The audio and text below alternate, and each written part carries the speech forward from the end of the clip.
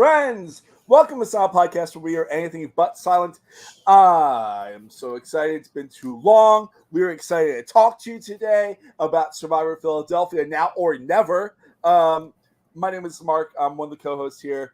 I'm here, as always, with my dear, sweet, amazing friend, Davey. How are you? I am doing so well, Mark. I am feeling a lot better. I had to take a little bit of a break because I was not feeling well at all, and I'm feeling really energized, especially because someone on season 2 and I share a birthday coming up. So I'm really in my birthday bag right now. Oh, it's Marty Piumbo, right? I forgot his name all the time. Tyler, thank Tyler. you. Yes, yes, I yes, remember yes. that. I remembered that from when we recorded. Yes. But yeah. So unfortunately, we're off for a few weeks because life does get in the way. Sometimes it is Yes. important to respect life things we have to do, Yes. and Yes. also go to the Minnesota State Fair, which was Yes. awesome. And listen to your body. Yeah. Listen to your body, whether it's in Survivor, out of Survivor. Take care of yourself. But we're excited because we have 3 amazing episodes to talk about with you today.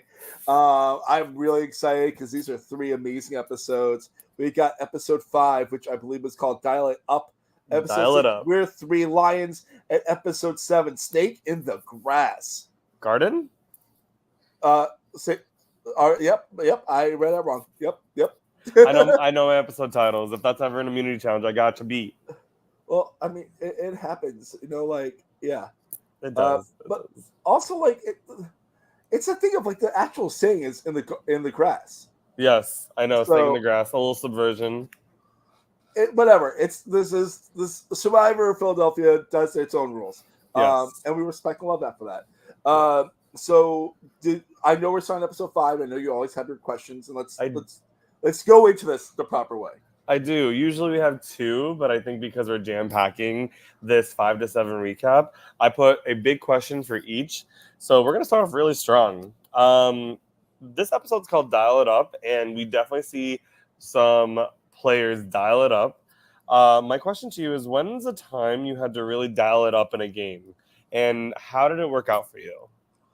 I don't really talk about this too much often.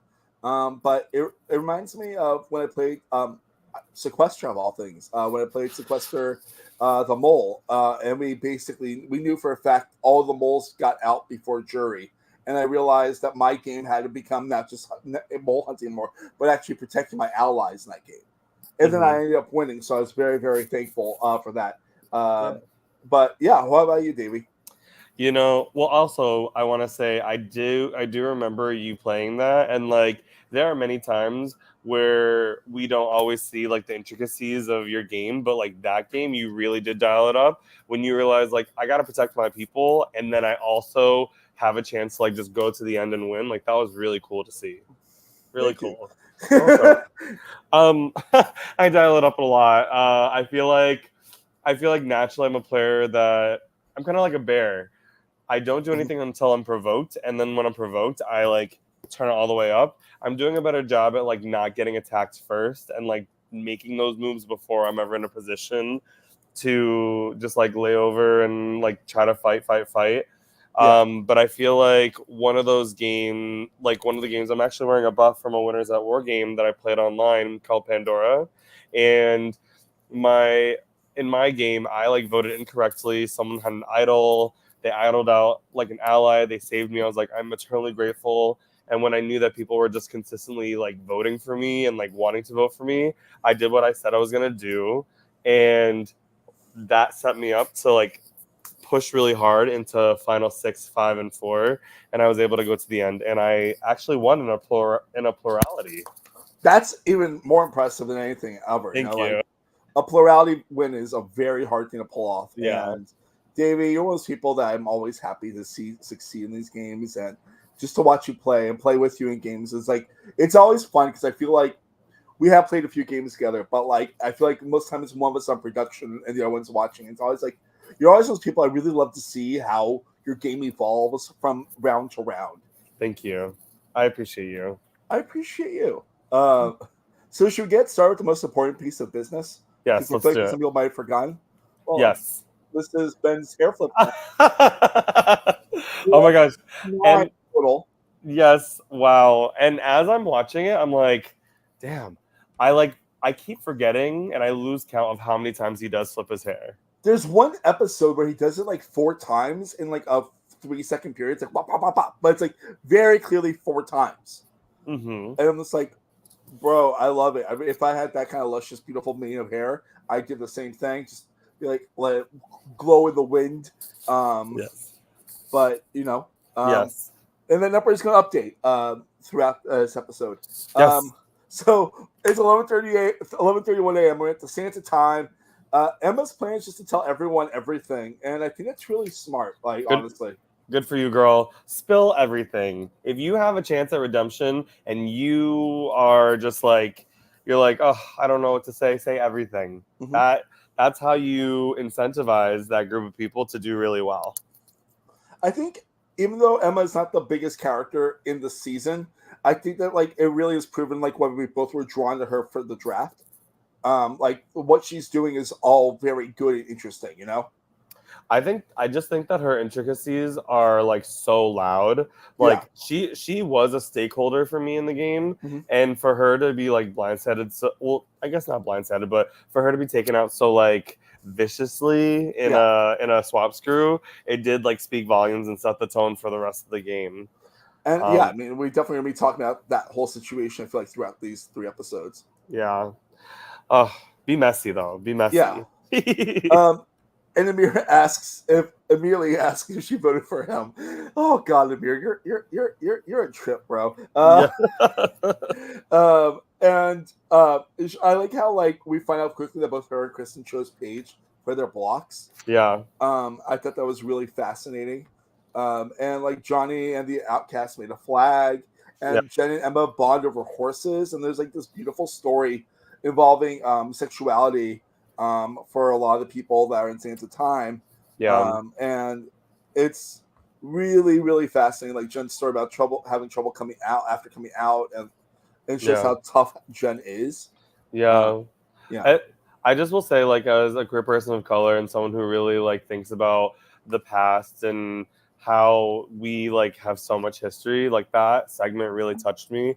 I was so fortunate enough to like have played a game with Jen, and we talked about that. And I just like I want to give her flowers. I want to take her out to dinner. I just want to like chat with her. I really love the story. I hate that she had to like go through it, but I do think that there's so much power in being able to stand in like your truth and see how far you've come. Mhm.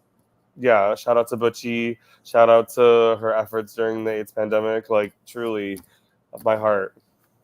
I love Jen. I think and that segment was beautiful. You know. Also, like this isn't related to Survivor Philly, but I saw that she did very well in competitive events this weekend. Yes, she did, Jen. If you're listening, so proud of you, girl. So Mhm. proud. So then we get to the 11:35. It's immunity challenge, and this is really I love this. I think this is like really fun. It's called island hopping. It's a head-to-head Survivor shuffleboard style, where it kind of looks a little bit more like a cornhole, kind of like the way it was like set up. It's Yeah, not like the long board. It's like if the board's far away, you have to chuck it. yeah, But like there's different point values up to 5 points. There's also like a question mark near the bottom of that. It's going to be very, very hard to get to, but at least something good for you and for you, not the tribe. And then we find out that there's a reward with treats from Survivor greats Bryce, Isaiah, and James Jones, two of the most famous survivors from Philadelphia, two of the nicest dudes out there. And like it's really cool that like that's a prize, even though yes, Bryce is an alum of Survivor Philadelphia. yeah. I could just like listen to them talk all day. Like Yeah. I just want to kiki with Bryce and I want to like play games with James. Yeah, super excited to see them and I'm just like hyper fixated on how they can like add to the reward of this challenge.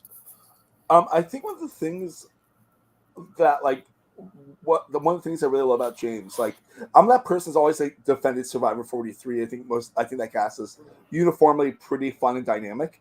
And James was great in the show, and as a person afterwards has been great. I've talked to him for like for several minutes at like these live events. And the fun thing is like he kind of reminds me of you, Davey. Yeah.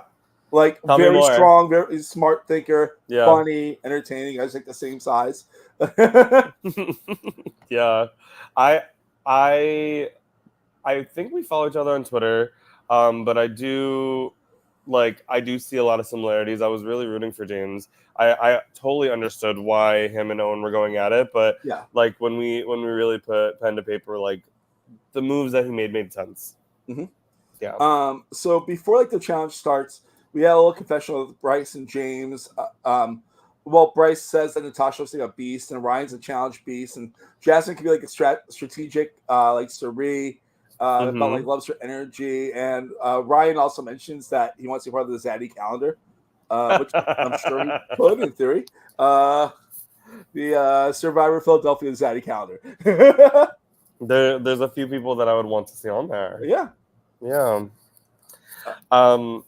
So, you know, like at this point in the game, it's like your 5th challenge. I feel like I know the answer, but do you focus on going for the win or do you focus on going for the advantage?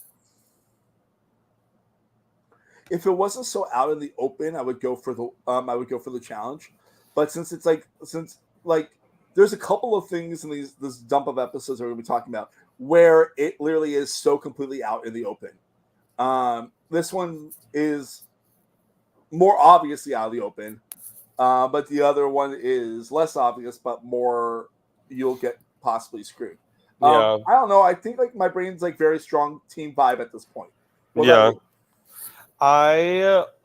I think if I'm playing this game and I know that Ryan got clocked for going for an immunity and like Amir has already like out loud said like, hey, I found something, you know, and I just feel like there's not really an advantage to going for it unless you're already ahead and you have a shot. Like, I think that there's a point where a player like Ryan, where he still has one shot left and he can go for it. I think that's the operative move. But you can't like go for it when it's like so neck and neck. Mm-hmm. Yeah. I mean, that's. So we are first head-to-head. It's Ryan versus Timmy. And Timmy comes from behind and wins. Nice. So it's 1-0 Roxborough. And then Ben and Sunshine. Sunshine just destroys Ben. Like, embarrasses Ben. Sunshine Beam. I love Sunshine. Like, Sunshine is such a fun character. I would love to see Sunshine on the actual show. Yeah. And same with Ben, honestly. But yeah, so now we're at 1-1. Then it's Robinette versus Paige, and I believe that one's a little bit close. But Robinette wins, and it's a 2 for Roxborough, 1 for Paramount. Then we get to Natasha versus Manfred. This one's very close, but Manfred edges out. Then it's 2-2 again. Yep. Then it's Julissa versus Gabe, and Gabe just like mops the floor. And then it's Ryan versus Jasmine, and Ryan like just destroys Jasmine. Goes to advantage, but does not work. Because now it's a 4-2 with Fairmount in the lead. Then we had Timmy versus Sunshine, and both of them are going for the advantage. Like they just straight up look like it's happening. Yeah.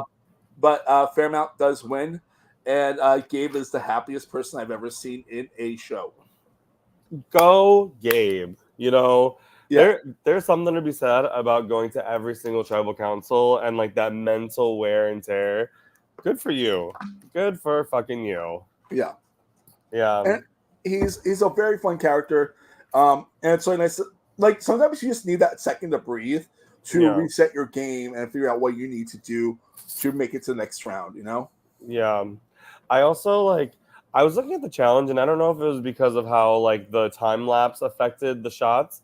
But I don't know like if anybody who's watching had played in that challenge, how like heavy were those bags? Did they have a lot of bounce? Was it like light? Like I think that I would be tripped up on just the pure weight of them, you know? And it was hard to tell. Like, it looked like they were probably about, what, like 10, 15 feet away? Yeah, they were a bit away. Yeah. I mean, like, it reminds me kind of like the real version of Survivor Shuffleboard, where it's like just a very long table and you just throw it and hope for the best, you know? Yes. So, yeah, it's 11:52 a.m. and we're at Fairmount, and Bryce has his bowl of candy. And Bryce's advice to Gabe is smart. Like, where he tells him, to like not like play for that 5th place slot. Like play like try to ingratiate yourself into the actual tribe. And Manfred talks about spinning a story if needed on the wrong side of the vote, and Bryce just wants to help stir the pot, which is such a fun Bryce thing to do, you know. Mm-hmm. I know. Anything else you want to talk about in that segment? I know we're getting close to the advantage find. Yeah, I mean, just simply based on the like camera zooms, it's just like so fun to watch, you know, like yeah, just seeing like who is gonna go into that candy basket like first.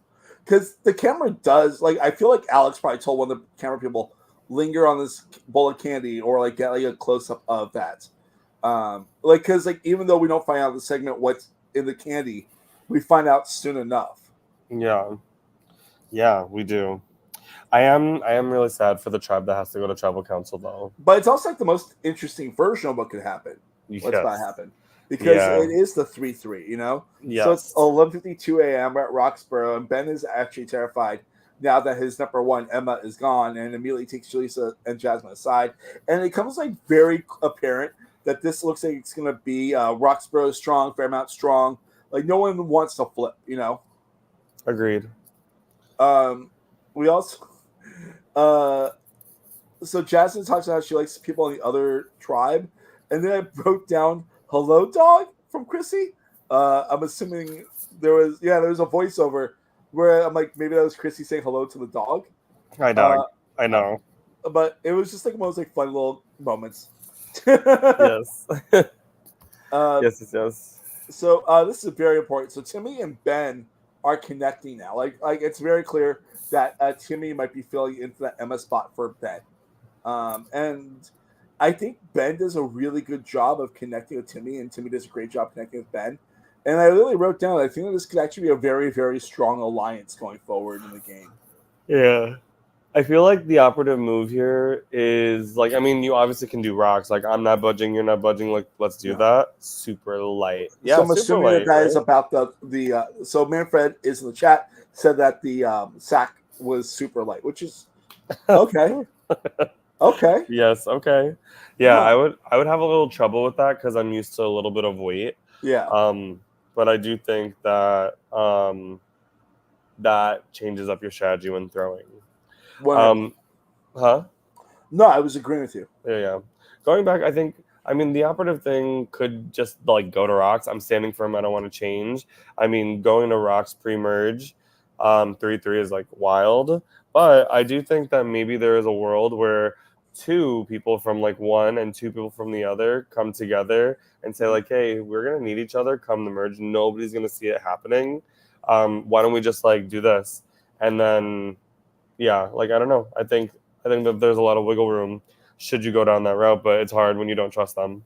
It's a weird. It reminds me of the alliance that was formed during Token Chains, the Exile Alliance. Mm-hmm. Like how it was that 4-person alliance that nobody knew about, and if they actually stayed together, they could have run the game. You know?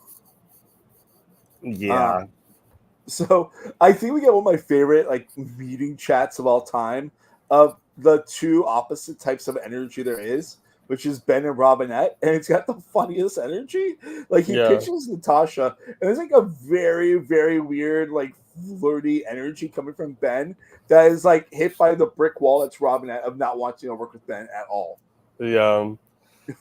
I feel like that was to Robinette unappealing because it's like, oh, you're just like you want to go straight in the game talk, and you're gonna throw out somebody that I've been working with. Yeah, I just think that is not the best way to ingratiate yourself into a vote. But I mean, at this point, it's 3-3. You got to try something. I mean, yeah, and you only have like 10 minutes. I feel like every round, it looks like it's pretty consistent deliberations, like 10 to 15 minutes in this season.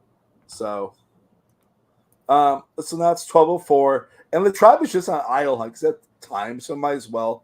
And then Ryan checks the basket, and I love the look on James Jones and Bryce's face, like for those that can't see, it's just like very happy candy man. Like, yes, take the candy. Yes. Like this is your reward, the candy, and nothing else. Ryan because the advantage has been taken already. Because Paige went for the alliance, went for the Paige and Sunshine, who have had like a subtle-ish alliance. I feel like, right? It feels like Yes. they're like definitely an alliance, but it's like it feels more subtle than like Manfred and Ryan and Sunshine. You know? Yes. Agreed. Um, I I really like them working together to get this advantage. Though I do hear what Paige is saying. Like, I want to be able to get an advantage and like only know about it. Yeah, But it's hard when you're kind of outnumbered. And she does talk about that gender disparity. yeah. And especially because this is like a season where it's been labeled that women are working together, and they have to now because it's been labeled that women are working together, and people are like, oh, you're only gonna work with women. Like, well, if you don't work with me now, well, why would I work with you? Right. So what's interesting is like Sunshine wants to know what the advantage is. Also, he doesn't want the advantage; he just wants to know what it is and who has it. And Mm-hmm. this is, I think, one of the more interesting advantages I've seen in any variation of Survivor. I mean, it's a variance advantage. Like that's what it's actually called, and everyone has to vote for someone else. And idols and advantages are played before the reveal. So like, I really think this is like a massive, not game breaking, but like very big advantage. I agree.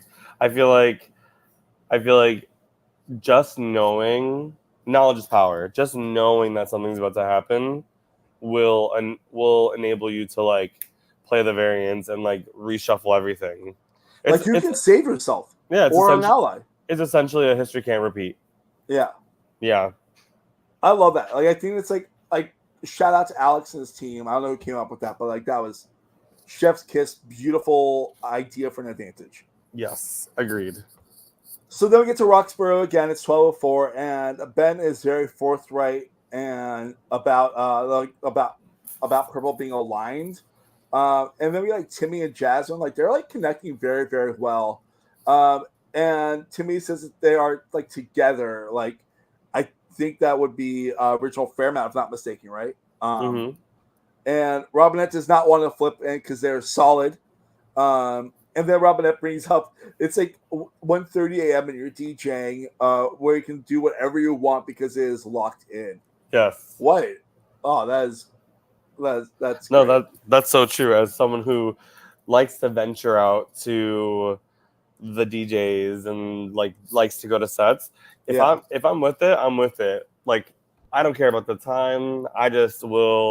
I'll just fucking go. My hand will be up there Yeah. smashing against the disco ball. You just wait, like is it a very low disco ball? Or are you just like have your own disco My ball? hand is to the heavens, Mark. I'm Yeah. feeling the Oh, okay. music. You sent me up for dumb jokes, I have to take them or else why am I here? I Um, understand. But yeah, so we get to tribal council, and they're like actually seated according to tribal lines, and like Robinette feels like a fracture is about to happen, and we literally see not one vote, and I find that to be very fascinating. So we get to the votes, and then we find out that there's 2 votes for Jaleesa and 4 votes for Natasha, and Robinette has the face crack of the century. Robinette's facial expressions in this like span of episodes is so funny to me. It's I just mean, that blindsided face. Wow. and I love how like so like Timmy is the one that flipped, and it just feels so funny. Watch Robin be like, Mama, how we were solid, and like Timmy's like, yeah, we're solid still, don't worry. But like Robin is just baffled. I Yes. love it. Yes. I know. I'm sad for Nat. I'm really sad for Nat. I really liked her a lot. I really felt really good about her in the season too. Yeah. Um, Agreed. so yeah, then we get to um, like her going towards the same time, and she knows she came too hard in the challenges, and she easily chooses Timmy for the disadvantage because what else is she Easily. gonna do? It's Yeah. obvious. It's Yeah. so obvious who flipped. Yeah. It- I think the last thing that I want to say about Natasha is like I just want to give her flowers. I felt like if I was playing with Natasha, I would immediately gravitate towards her. Her personality from what I've viewed, is super warm and inviting and engaging. I like her backstory, I like what she does. I do think that she is a strong woman, and I feel like she did put herself out as a threat. But sometimes you can't help it. Like, you got it. You got to play like you got it. And so, I do think that there is a world where she returns and, like, plays her ass off and, like, makes it far. Maybe even wins. I really want to see her play more games. Like, I've been thinking that for several episodes. We haven't really, like, since she was on, like, the winning side so often, and is kind of like a quieter personality, like, when it comes to, like, the show. I think, like, I would love to see her play, like, another game, like, in a heartbeat. Yeah, I agree. Okay, so before we get to episode 6, we have a piece of business we have to attend to. How many hair flips do you think there were in episode 5? Oh, the last one was 39. I think this one is 44. No, it wasn't per episode. That was like the running tally. Okay. So how many episodes do you think there are? How many hair flips do you think there were in episode 5? 6. Oh, 11 for those listening at home. Wow. So now we're at episode 6. We're 3 lions. And ask your beautiful question, my dear friend.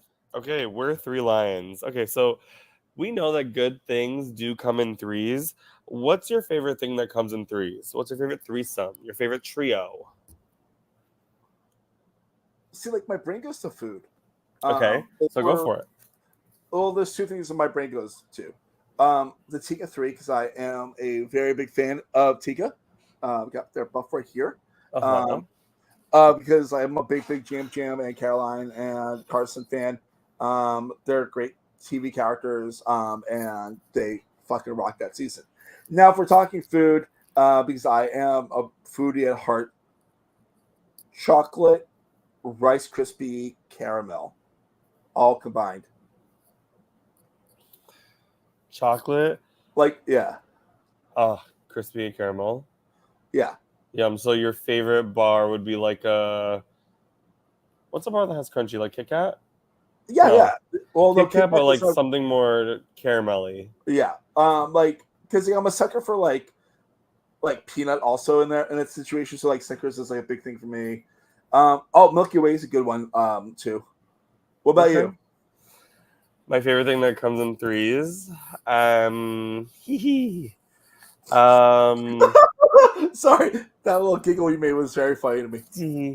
I mean, I like a lot of things that come in threes. I like a good sneeze that has 3 achus. Okay. I honestly do like Neapolitan ice cream. So going into the same route as food, like having some strawberry, vanilla, chocolate, it does like accentuate like really well. I also like the idea of like hear no evil, see no evil, speak no evil. Like, that is really fun to me. Okay. Yeah. Nice. Yeah. So might as well put our current count up for the hair flips, right? So obviously we're at 50 right now. We're at 50. For the total season. 5-0. Yes. 5-0. Amazing. So we start where we left off. We're at the sands of time. They're hypothesizing what the challenge will be. Jen says it's interesting that nobody who has a name on a tile is here.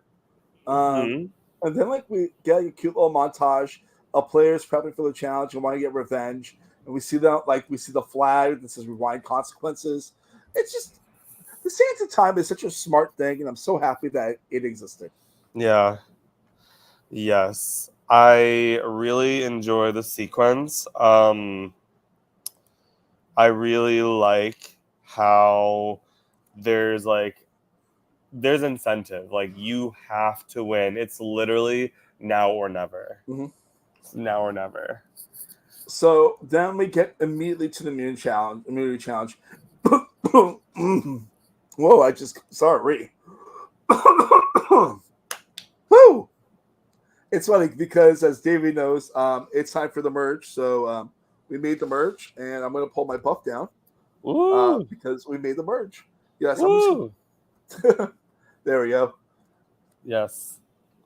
Wearing a little orange. Sorry, I don't have an orange buff. It just doesn't look good on my skin color.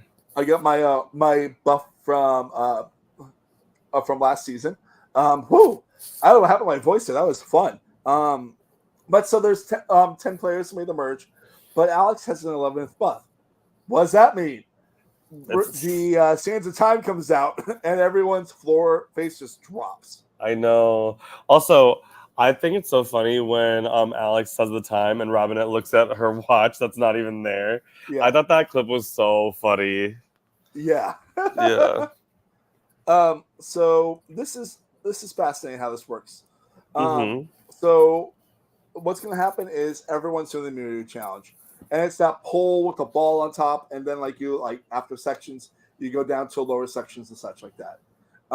And what happens is those blocks that people write on are blocks that people have to have on top of their pole, so that if your page where you got your name went down twice, you have a small little tower happening there.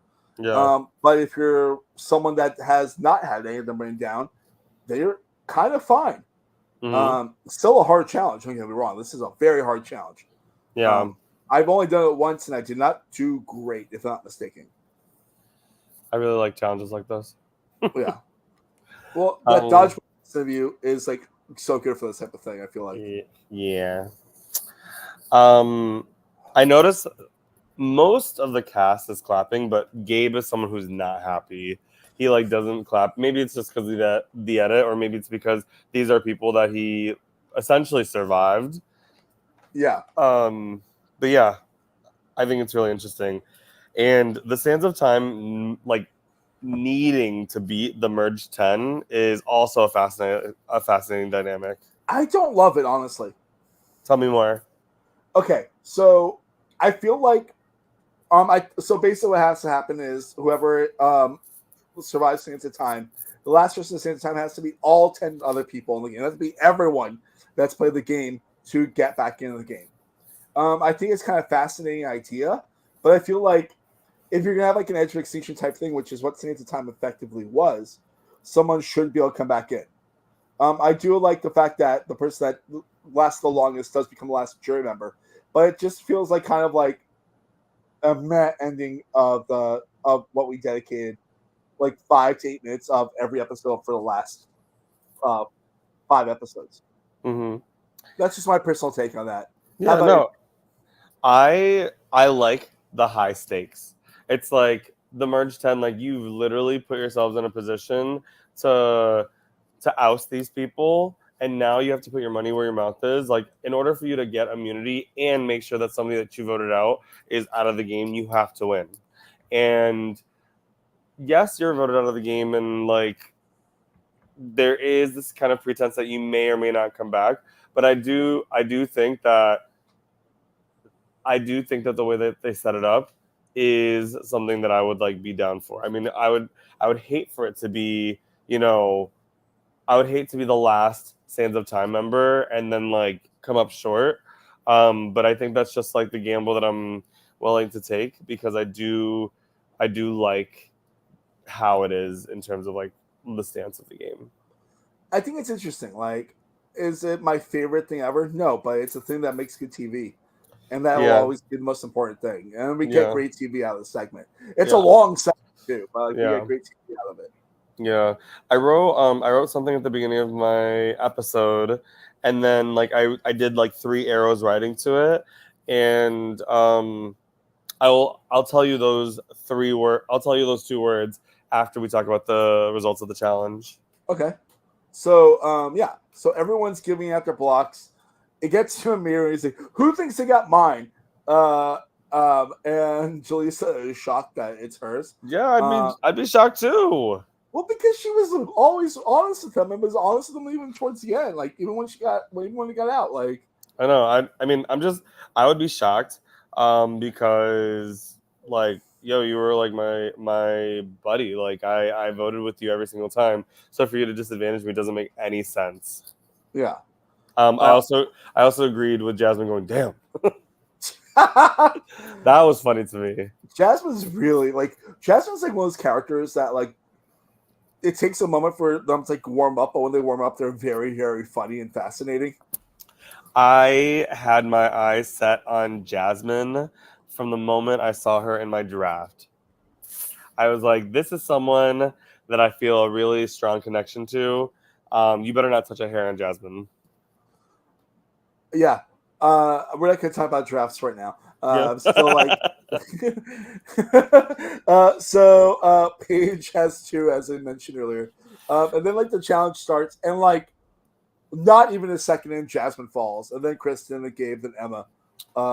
And that was just amazingly fast. And, like, by the end of the first round, all that's left is Robinette, Timmy, Jaleesa, Natasha, Amir, and Jen. Who did you think was going to, like, was that like the people that you would imagine have still been in it at that point? Yeah, I think that from the merge 10 side, I think Jaleesa, Tim, and Robin they all have something to prove. They're like, well, I'm here and I cannot afford to lose. I also think that the way that like Timmy's hand is just like so cute. Like, please, please. And I do think that everybody in the Sands of Time side, Jen, Natasha, and I mean, like there's been this like powerhouse kind of narrative that's been spinning. So for Natasha and Amir to be next to each other and like really vying for that spot, while also Jen, who I would argue is like a story, like character development wise, like behemoth. All six made sense to me. Yeah. So round 3 happened like literally.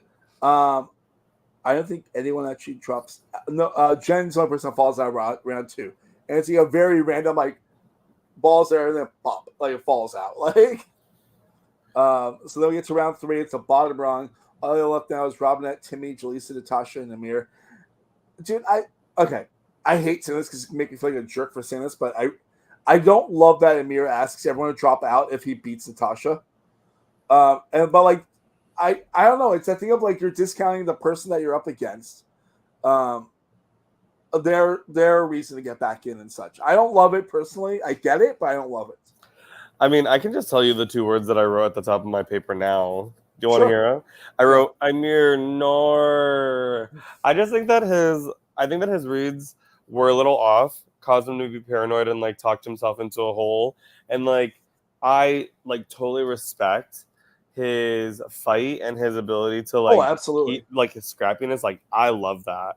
I just think that probably wasn't the most tactful time to do it, because now you have 3 people on the other side that it's like, I don't really want to give you a chance to come back in because I know how bad you want this. Like you're essentially giving your cards up before you even have a chance. But I think that you should try like dying. Like you should die trying.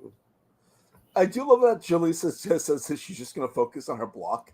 That made me I'm laugh. just going to focus on my block. I love Jaleesa. I think Jaleesa is just. I mean, that's a last laugh there, you know? Yeah. Yeah. So then, like, Jaleesa falls, Timmy falls, then Natasha falls, and then Amir starts bargaining even harder with Robinette, who is full on stonewalling him, just nothing. Yeah. Hardcore, locked in, focused, which is what you need to be doing, Amir, not trying to get people to drop out so you get back in the game. I respect the fight. I do. I do too, but it's just like, you're like, energy is going the wrong direction. Oh, I know. So there's not go first. No, there's just not much that you can really do, you know. At this point, it's like either Robinette falls or you fall, and you kind of have your answer. So it's been very windy the whole time. Like throughout this challenge, you see Timmy and Robinette keep spinning, if I like that word, to keep the wind away from their ball. But eventually Amir falls, and Robinette wins individual immunity, and Amir is the first member of our jury. I love how the camera pulls back, and we see SU space VIVOR, like the R fell, because it's been so windy. Yeah. And Amir is like heartbroken, which I feel for him here because like that's I do. Yeah. I think to work so hard and to get so close and then just to like fall short. I mean, everybody can relate to that. Yeah. And I I do feel for him in that moment. Yeah, like he fought hard, and like we have to respect that. And again, he was a very fun, entertaining character for the season. Yeah. But then we get to our merch feast, which is Chipotle The with everything but guacamole. It sounds. Do you know what's funny? What? This is like Outback Steakhouse kind of vibes. This is Applebee's level. Yeah. And I promise you, I've been saying I want to get Chipotle ever since I saw that episode. I haven't gotten it yet because I've been a little busy, but I do want Chipotle. The fact that they got a merch feast for Chipotle, Jesus Christ. So not guacamole. It was no queso, so they probably have guac. I don't know. But it was also funny how he's like listing things off and like no queso. Like, yeah. Also, I do want to say to Amir, like that was a very tough loss, and I think you can keep your head up knowing that you tried literally everything, and I feel like you've just inspired. Like if anybody ever is feeling like they want to do one of these, like you should, and you should look at you should just like look at Amir's trajectory. And like I know, like I kind of been dunking on him for a while, but like this is all good fun. Like I have no issue with Amir at all. I think Amir was great character, great casting, and honestly, I could see a lot of myself in Amir. So like, only love and respect in my heart, honestly. Yes, there is a reason Amir was very high on both of my drafts. So yes, that's very true. So it's 1:10 p.m. and we're at the merge feast, and Timmy wants to keep playing the middle, and Ben tries to get stuff going with Paige, and it kind of almost looks like it's working a little bit, honestly. There's something good about Paige I really enjoyed, that like she definitely has a very good openness to her. She does. I think that she's an intense listener, and she's very observant and knows how to connect. I think that's like her educator background. I think that's her willingness to want to play and like connect. Yeah. But I do like think that there's like actually some weight to what's about to, like what Ben pitched at that point. And then so Sunshine and Paige are on opposite sides of like the table of the blanket to make sure they hear everything. I'm like, that's such a smart move. Yeah. Like keep this quiet alliance that probably no one thinks is an alliance quiet, you know? Yeah. So then we get Ben talking to Gabe and tells him that he wants to work with him. And it actually seems like it's possible because like I think Gabe's biggest concern is about being voted out next. And the fact that like Timmy worked with Ben last round and the way Ben pitches this is all very solid. Like it's conceivable, you know? Yeah. Yeah. It's just hard when like the person that you've essentially like outcasted is the person that you have to plead to. Like I think that's the reason why in every game I try to talk to everybody, because if you don't, that one person that you don't talk to or you leave out essentially will dictate your fate at some point. Yeah. It's all intense. Manfred wants to know what happened to Natasha, but doesn't know how to ask that question. So he talks to Timmy, and Timmy lies like hard. And yes, Ryan also he does. Ryan also has the same talk with Timmy, and Timmy has a very similar story, but not one for one the same. Yeah.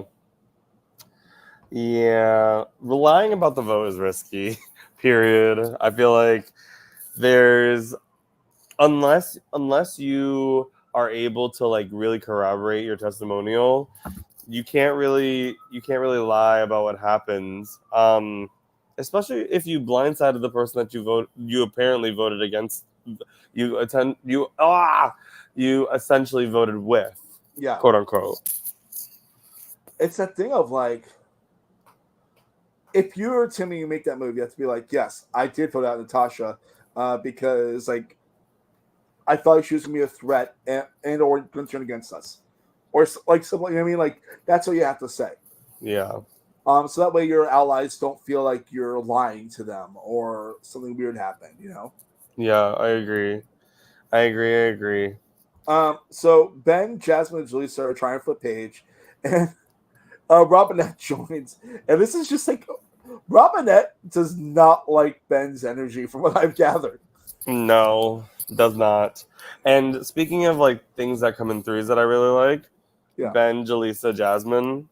This little trifecta. I like them a lot. they're very likable people. They seem very sweet. They seem very smart. They're cheerable too. You know. I mean, yeah, they're literally in a position where they have to win and they have to ingratiate themselves. Yeah. Yeah. So Manfred tells Fairmount that they need to go after Ben. I believe this is when they've talked about how Manfred heard about Ben talking in the first challenge to them about Ryan having the advantage at first. Then Ryan is like, I'm starting to feel the heat. And then we have this very, very, very funny talk where Ryan and Ben are exclusively lying to each other. Yeah. Yes, they are. But like, okay, so like we've all been in that kind of talk, you know? Like, how do you handle that talk where you're lying to that person and you know they're lying to you also? I mean, I just nod. I'm like, yeah. I mean, because what are you going to do? Just like walk away? I think that there's a level of like engagement with the lie that one must do. But other than that, I mean, there's not really anything that you can do, especially when you know that person's a liar. I think in that case, if you know that you're talking to a liar and you're lying back to them, just keep all the things that they said in your head and then continue to spread those lies and like spread miscommunication and distrust. That's all you can do sometimes. But like, it's also important to like know like that you're being lied to, which is very clear. They both are lying to each other and know they're lying to each other. Yeah. So Robinette says, so now it's 1:42 p.m. Robinette said that she didn't vote for Natasha, and it gets at it to me flipped, like fully flipped. Yep. And people are just like, wow, you know. Yeah. Yeah. I think that people had clocked it from a mile away, so now it's like, do you live up to the self-fulfilling prophecy, or do you like continue to unravel and try to break up the status quo? Mm-hmm. Yeah. So Gabe proposes a DJ alliance to Robinette, and it works. I think it actually works. I think like Gabe is actually in a good spot with that because I feel like Robinette is playing her own game while also playing a tribe alliance game. Yeah, I think that there's a lot to be said about the greatness of that like duo and that alliance. I think that that's a great move from Gabe. I feel like in the beginning I was like, oh no, Gabe like consistently keeps making the wrong move. But maybe I've like I revised my thinking, and now I think that Gabe tried like every avenue, and now he's finally getting to be able to work with people that are giving him a chance. Yeah, I agree. Yeah. I feel like by the end of this chunk of episodes that we're talking about, I feel like that Gabe's in a better spot than he was at the top of like episode 5. Yeah, I agree. So Gabe says to the camera that there are 3 lions in the middle: Sunshine, Manfred, and himself. I need to hang back and let people fight. Yeah, Manfred does like a very good job of like sitting back and watching the chaos. Oh, I can't wait to talk about episode 7, Tribal with Manfred with you. Oh my god. Yeah. So we're almost there. We're at Tribal Council for episode 6. It's 1:53 p.m. and it feels like a very, very typical like merged tribal, where it's like very obviously 6-4. If you want to go down to breakdown for the original tribe, but the vote is 3 votes for Ryan and 7 votes for Ben. No. It hurts. Like, I love Ben. Ben is like one of those characters that like it pops off the screen. I've talked to Ben a lot. Like I talked to Ben like after I watched this episode. Like, are you kidding me? And he's like, yeah, sucks. Yeah. My hair flipping monarch. Just gotta love the hair flips. They're just fantastic. and they make me happy. But Yeah. like Ben's energy is the type of energy you want in these type of games. Yes. A little chaotic, sure, but positive. Positive energy is one of the things that I look forward to for allies in these type of games all the time. Yeah. So since it's the end of episode 6, how many hair flips do you think there were in that episode? I undershot last time, so I think I'm gonna overshoot this time. I think that there was. I think that there was 11. Ah, 11. It was yes. 11 in both episodes. So if we keep counting, sure we can. But R.I.P. Ben with his 61 hair flips. Then I'm gonna miss ya. You were so fucking fun to watch.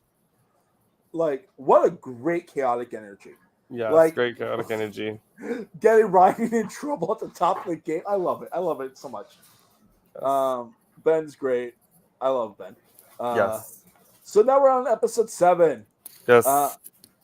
which is, as I accidentally said earlier, it's not snake in the grass, it's snake in the garden.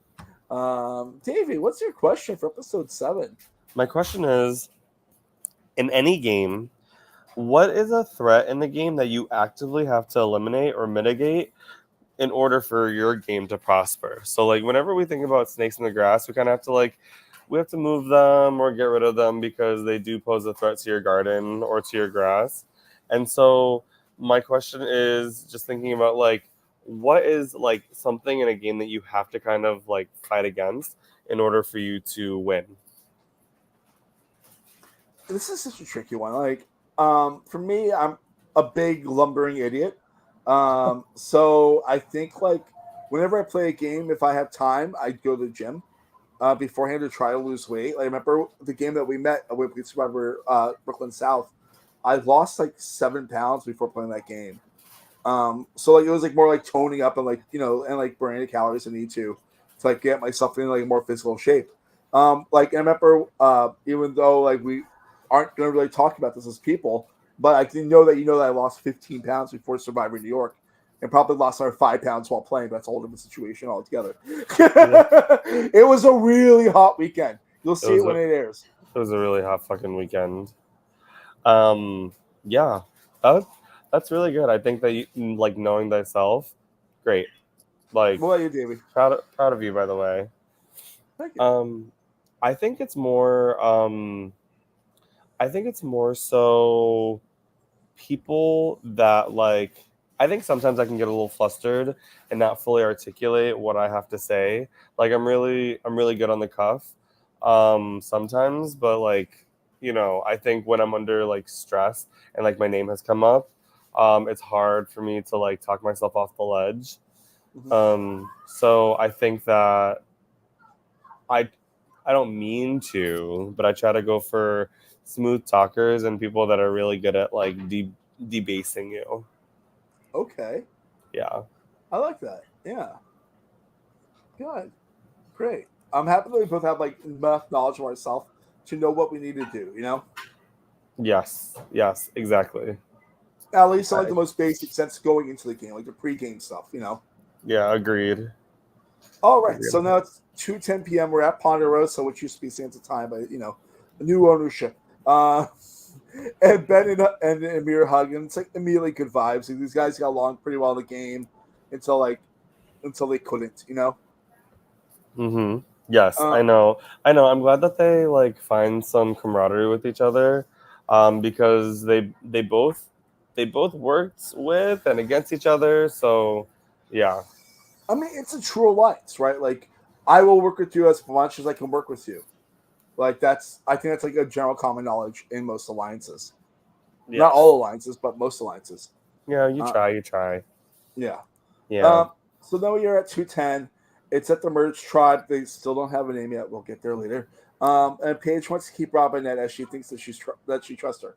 I agree with that. I think that Paige and Robinette, even though they have not worked together at all, together, it feels good. Yeah, it does. I also just respect these duos coming together and the ingratiating of pairs. Like, so we have the Sunshine and the Page, but now we have the Page and somewhat Robinette, and we have the Robinette and then Gabe. So like they're all connecting to each other. Something that I really love is watching like Jasmine just own up to like Ryan, just being like, "Yo, my back was against the wall, but like I really do want to work with you." You know, like I think owning your shit and like saying like, "Hey, I do want to work with you" is super important. I think the way that Jasmine and Jaleesa handled this round is literally the best way you can handle this round at all. And like I truly believe that like they did the absolute best they could considering everything, you know? I agree. Yeah, so my computer just fritzed out there. But Jasmine's kind of scrambled by everything, and like Ryan and her have like a bond from being from South Jersey. Hey, South Jersey. connections can become from anywhere. And Ryan says he's being flexible as the game is like a rubber band. What a great analogy there. Oh my god. Mm. Um, Gabe wants to flip to take out the other big guy, which is fascinating. And Robinette thinks that she might be a threat.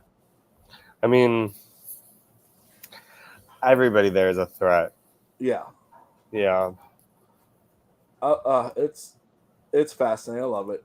Mm-hmm. So then we get to 2:24 p.m. We see like a close up of the immunity stuff, and good old Alex, being the awesome host that he is, plants a an immunity idol inside one of the London phone booths, that because it's a London phone booth and it's Big Ben. I But know. they usually idle hands. He's like, this is really idle hands, because one person's gonna have an idol in their hands the whole time. Yeah. I love this. How do you feel about that as a hiding spot? I'm kind of dense. So like unless he was like the idol is literally in your hands, you're gonna be caught red-handed. It's in plain sight. You must get your hands on the idol. Like I think that unless he just like is spelling it out to me, I'm gonna be like, yes, the idol is literally in my hands. Like, you know, I just don't think that I would go into a prop and like open it. Yeah. Just because I don't think about that. But I do applaud their ingenuity. Yeah. Yeah, ingenuity on like this hiding place, because bitch, I would open up that phone booth and like take that right away. Well, it's the thing of like, is there weight? Like, I'm really curious if there was actual like weight and like it was like clunking around in there, I because don't know. It seemed pretty spoiler snug. alert, no one goes for it, or no one hears it. It looks like, because it is my absolute favorite one-on-one challenge ever. Idle hands, it's the best. It's the podium with the little pillar. You just knock that shit off. Hmm. I love that one. It makes me happy. It's fun to play. Yeah, Um, it warms my little heart. Uh, but I'm curious, so like how heavy that idol was, or if you were to clink it around in the middle tin, you I know? know. I agree. I'm very interested to see the weight of these things, but maybe that's just because we've been around the block and we played a couple games before. Yeah. I will say, I have lost idle hands one time, and that was my first time ever playing a live game. TJ Robinson beat the fuck out of me by throwing his idol into the air, and I was like, well, I couldn't have prepared for that. So, you I know, don't do that. I just swat downward. I actually have a way to like win idle hands. Um, you do like a little like you open up your stance and then you cross your leg behind and you swipe this way. Yeah, Oh, so fun. it's great. It's so much fun to watch. It's so fun to play. It's like literally my favorite one-on-one challenger is like in Yeah, Survivor history. yeah. So I get our first duo, which is gonna be Jimmy and Jasmine, Timmy, not Jimmy and Jasmine. We're not giving him a new nickname. It's Timmy and Jasmine, and Timmy wins, and then he gets to choose who goes next.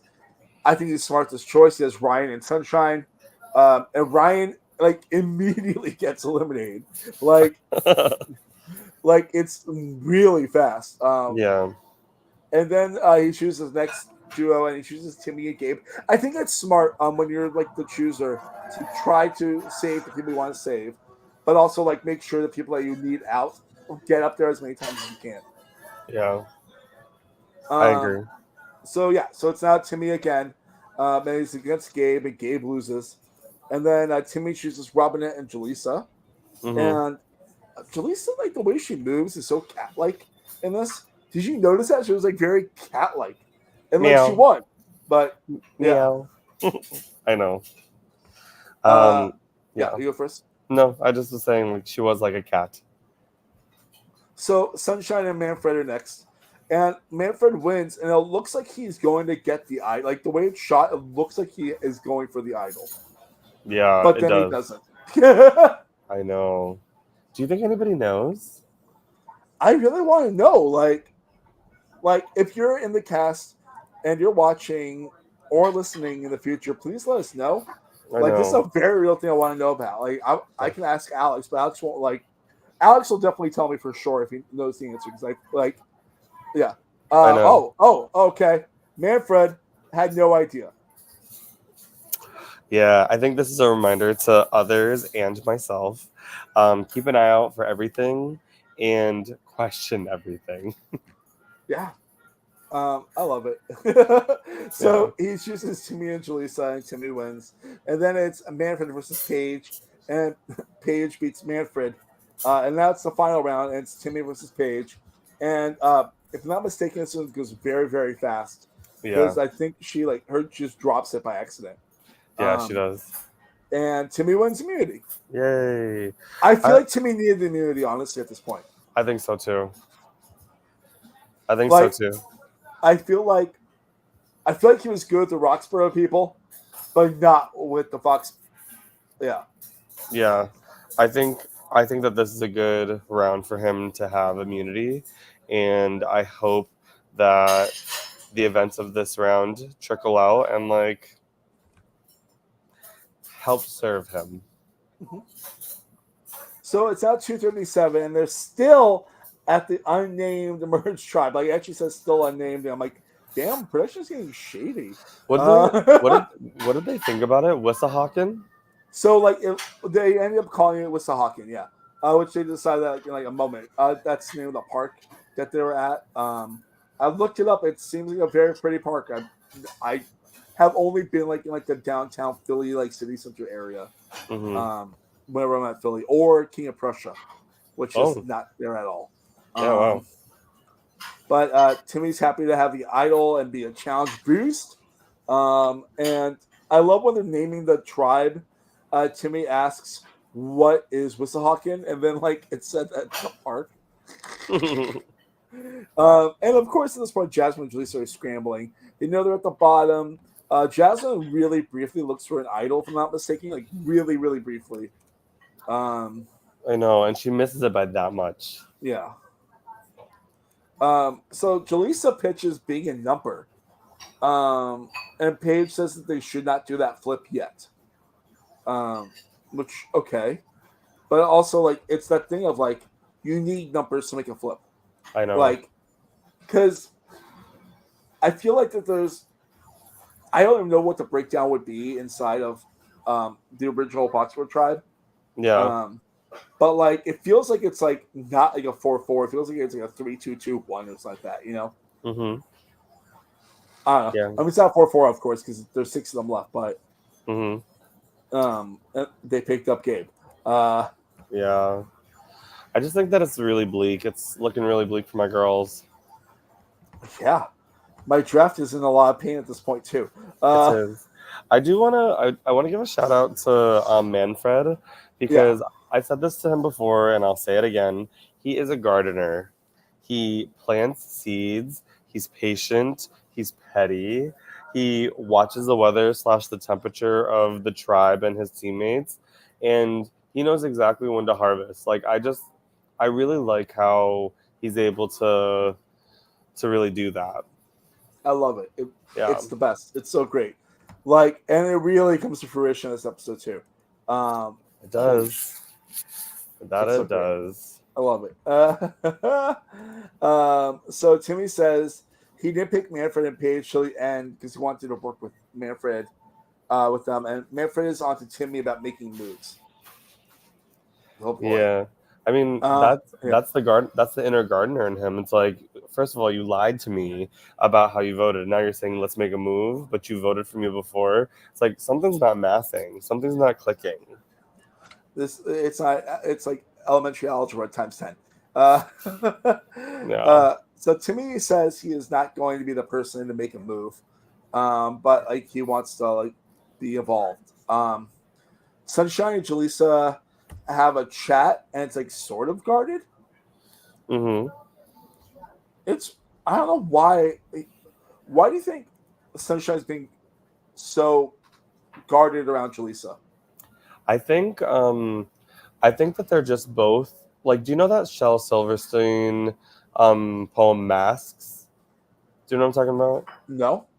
I think so. The poem Masks is like she had blue skin and so did he. He wore a mask and so did she. Something. They walked all the way through and never knew and walked right by. I just think that they are similar people. They're attentive and analytical, but they keep things to themselves and they don't really give much. Like they get and then they don't give. And so when you have two people that are like that having a conversation, I don't think that it's meant to be guarded. I just think that there's nothing there to like give, especially since they've been on opposite sides and they haven't worked together at all. I think that they would have been a really interesting alliance to form. I really think so. But obviously that doesn't happen. It just was like one of those things like, this is an interesting duo if there's like water here, you know? I know. Oh, and then we get to like my favorite moment of the episode proper. Robinette, I hope you're just exhausted with what you said. Because like right in a circle of like 5 people, including like Jasmine and Jaleesa, like so you want to go for it? She's like, purple time. It just speaks to the fatigue, and then, I don't know if she was trying to be funny or if she like truly meant that, but I don't know. It's so funny to me. It's just like you see it in her eyes. Like, do I say it? Like, I really like these games are fucking tiring. Like, you start at the ass crack of dawn, so you're up like 2 hours before then. You have to make sure you're caffeinated. You have to make sure you're fed. It's also like 8 hours into the game or so at this point. You're exhausted, and like, I don't know if it was a misspeak or if it was just it just was so funny. Like, because the shot is also like her, like kind of like purple time, like. Yes, agreed. So Jasmine takes Paige immediately aside. She's like, we have to get Robinette. And Sunshine pitches Robinette to other people too. Timmy has heard no names, but he is safe, and he might want to make a show in Tribal. Mm-hmm. And Robinette hopes that Paige is not a snake in the garden. See, I correct myself. I wrote grass. You did. I wrote grass. I will admit that in a heartbeat. In my notes, I wrote grass. Because that's the saying, but not the title of the episode. Kimmy Kappenberg, she's a snake in the grass. USA, snake in the grass. Yes, you remember that show? Did you watch any of that show? I didn't.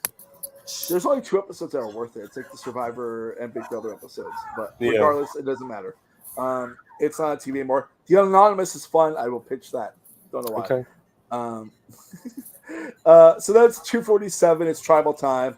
Jerry comes in, and Amir is running, and Ben is hair flipping. It's like they're like perfect versions of themselves. Are you still counting hair flips, even though Ben isn't Jerry? Do you think I should? I think you should.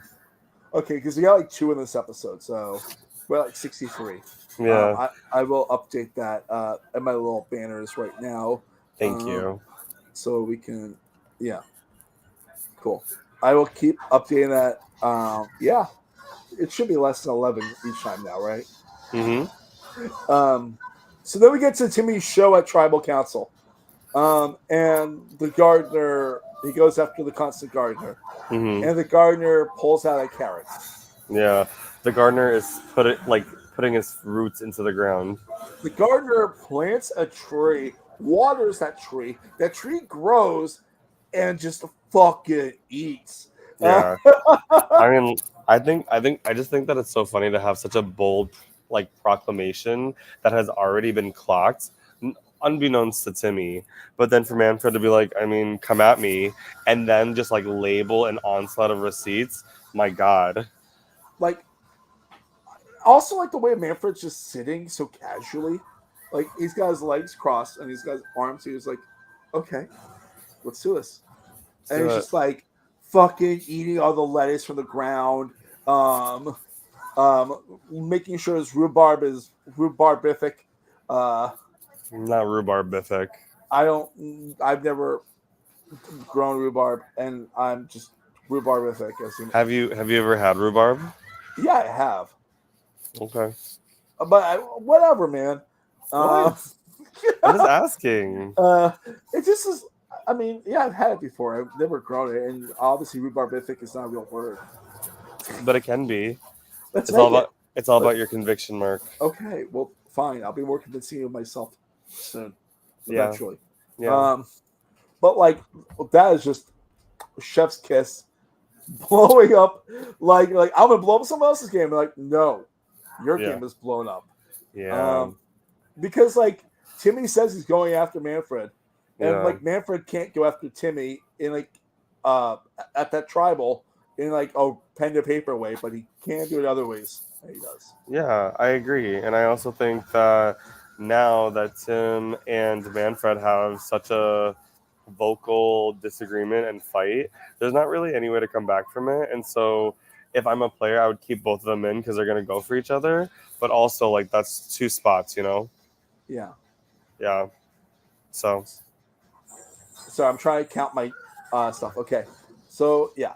All right. So then we are at the votes happen, and people say, holy shit. And then we get our votes. There's one vote for Manfred from Timmy, 2 votes from Robinette by Jaleesa and Jasmine, and then everyone else went after Jaleesa. And Jaleesa's next member of our jury. They did you dirty, girl. She was great. Like, what a fun person to watch. Like, I like how she had when she was like safe, she was guarded. When she was not safe, she was not afraid to like go after it. You know? Yeah. I really think I feel like every person that's been eliminated in 5, 6, and 7 has so much promise. Like, I think this is most of their first games, and like I hope that they are proud of what they've done, because if they ever were to come back or play another game, I think that they would really excel. Yeah. They really would. And I think Jaleesa could take the note of being like, hey, I didn't really talk as much when it came to games. So, like, the next time I play, I'm going to weaponize honesty and information. And, like, I'll be less guarded and more open. But I think she did pretty well her first time around. I think it was great. Like, I'm very intrigued what's going to happen next week, though. Yeah. Like, next time on, we find out that there's going to be 2 people that are safe. And it's also like, at this point, what happens if it's Gabe and Jasmine that are safe? Like, if you're Foxborough and you want to make a move, you have to make a move now. Yeah. Like, that's where we're at right now. Like, you have to make that move. It's literally now or never. Yeah. Find that idol. It's inside your little thingy. Yeah. Also, there sounds to be a real medical emergency. It didn't, like, because the first time that there was that medical emergency, Dr. Amanda came out and like gave Amir a Band-Aid for his bee bite. I don't trust these medical emergency fake outs. Unless I see someone on the ground, I don't believe it. Out. Yeah, not bleeding out. Damn, Mark. It got really intense, so they were looking for the necklaces, I guess. I don't know. Yeah. Awesome, and that's the last 3 episodes that we have. We're now caught up. We'll be back here next week, episode 8. Yes. I'm so excited to watch it tomorrow. Tuesday at 6 p.m. live. You can watch it on YouTube, like us. Like and subscribe to Survivor Silent Podcasts. Yes. Before we go, I do just want to recap our draft. Oh God. Okay. On Team Mark, we only have the Wonderful Sunshine, and we have Gabe. Yep. On Team Davey, we have Timmy, Manfred, Robinette, Jasmine, Ryan, and Paige. I swear to God, if there's not a hit towards you, I would be so upset next week. I don't know. I'm playing a pretty good draft game so You're doing far. great. No, like don't get me wrong. Thank You're you. doing Thank you. great. Yes. Everyone that's green that's been gone is like 2 of the 3 people I chose, and I felt really, really good about Roxborough from the preseason. It's okay. I'm having fun. I'm enjoying the season. I like everyone so far.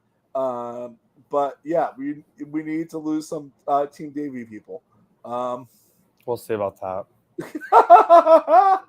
Davey, how can people find you? Anything exciting happening? Yeah, you can find me on social media, Facebook, Instagram, Twitter, Daveysak, DAVEYYSAK. Do I have anything fun coming up? My birthday. Woof woof. And maybe you'll see me in the behind the scenes production shirt of a series soon. Well, that's exciting. Yeah. Okay. Where can people find you, Mark? At MarkLevy85 on Twitter, Instagram. If you want to follow me on TikTok, I just hit a new number that was pretty exciting on TikTok. We're over 2,500 followers, which is nice.